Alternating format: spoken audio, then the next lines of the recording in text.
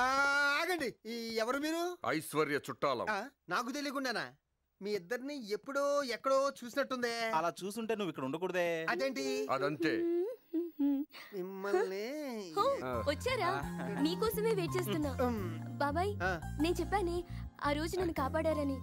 వీళ్ళ రండి రండి. ఆగండి. తాతయ్య, అమ్మ, నాన్న, పెద్దమ్మ, పెద్దనాన్న, పిన్ని అందరూ రండి, తొందరగా రండి. ఏంటి? వీళ్ళేనమ్మా ఆ రోజు నన్ను కాపాడింది.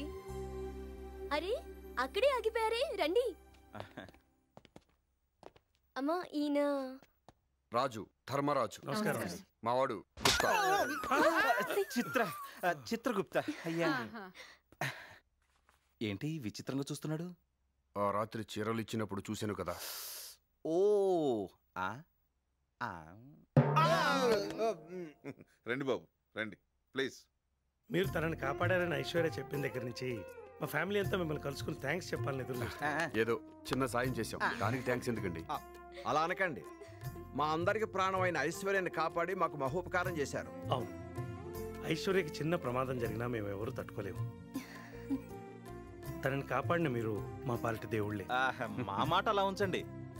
ఐశ్వర్య మీద అంత మమకారం పెంచుకున్నారు మీరు. రేపు తను దూరం అయిపోతే? అదేంటి బాబు అలా అనేసావు?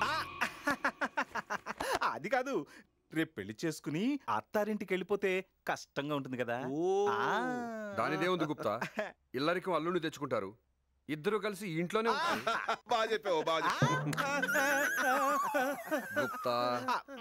మా అందరి ఆలోచన కూడా అదే. మా ఐశ్వర్య మాకెప్పుడు దూరం కాకూడదు.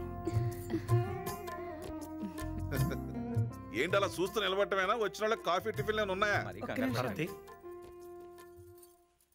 చిన్న మీటింగ్ ఉంది, వస్తాను బాబు. అలాగే.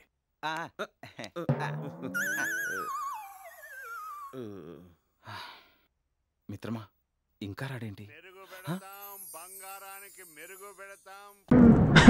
హాయ్ మధు. దర్చుకున్నావా?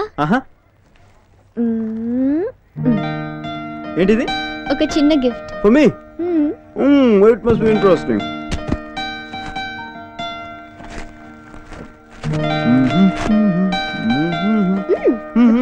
ఇందులో తొందర ఏంటి?